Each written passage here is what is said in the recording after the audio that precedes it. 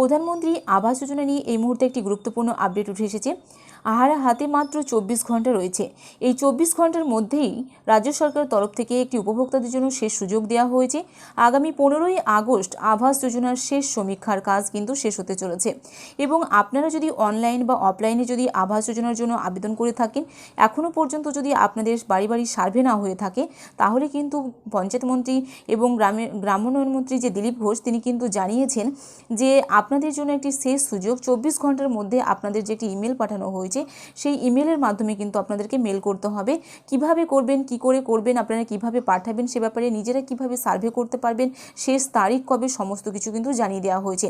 আগামী 15ই আগস্ট আবাস প্লাস সমীক্ষার কাজ শেষ হওয়ার কথা। তাই যাদের বাড়িতে এখনও সমীক্ষা হয়নি, তাদের আগামী 24 ঘন্টার মধ্যে নিজেদের নাম, গ্রামের নাম এবং গ্রাম পঞ্চায়েত ব্লকের নাম এবং মোবাইল নাম্বার নির্দিষ্ট ইমেল আইডিতে পাঠাতে হবে। পশ্চিমবঙ্গে আবাস প্লাস প্রকল্পের যোগ্য উপভোক্তারা যাতে সমীক্ষার আওতার বাইরে না থাকেন, সেই জন্যই আবেদন জানালেন রাজ্যের পঞ্চায়েত মন্ত্রী দিলীপ ঘোষ। বুধবার প্রকাশিত এক সরকারি বিবৃতিতে তিনি জানান, গত 2.5 মাস ধরে রাজ্যের গ্রাম এবং প্রত্যন্ত এলাকাগুলিতে আবাস প্লাস সমীক্ষার কাজ চলছে। তবে এখনও কোনো যোগ্য পরিবারের সমীক্ষা না হয়ে থাকলে দ্রুত প্রশাসনের নজরে বিষয়টি আনার আবেদন জানিয়েছেন মন্ত্রী দিলীপ ঘোষ। দিলীপ ঘোষ জানিয়েছেন, আগামী 15ই আগস্ট আবাস প্লাস সমীক্ষার কাজ শেষ হওয়ার কথা। তাই যাদের বাড়িতে এখনও সমীক্ষা হয়নি, তাদের আগামী 24 ঘন্টার মধ্যে নিজেদের গ্রামের নাম এবং গ্রাম পঞ্চায়েত ব্লকের নাম, মোবাইল নম্বর নির্দিষ্ট ইমেল আইডিতে পাঠাতে হবে। তার দেওয়া ইমেল আইডি স্মার্টফোন না থাকলে পরিবারের সদস্য অথবা আশেপাশে কারো মোবাইল ব্যবহার করে ইমেল পাঠানো যাবে বলেও জানিয়েছেন মন্ত্রী।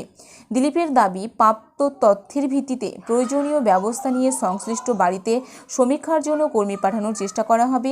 গত 1 মাস ধরে বিধায়ক, গ্রাম পঞ্চায়েতের প্রধান এবং অন্যান্য জনপ্রতিনিধিদের সঙ্গে যোগাযোগ করে যোগ্য কোনো পরিবার যাতে সমীক্ষার বাইরে না থাকে তা নিশ্চিত করার চেষ্টা করা হয়েছে বলেও তিনি জানিয়েছেন। তবে কোথাও কর্মীরা পৌঁছাতে না পারলে সংশ্লিষ্ট পরিবারগুলিকে নিজেদেরই বিষয়টি প্রশাসনের নজরে আনার জন্য আহ্বান জানিয়েছে পঞ্চায়েত মন্ত্রী দিলীপ ঘোষ।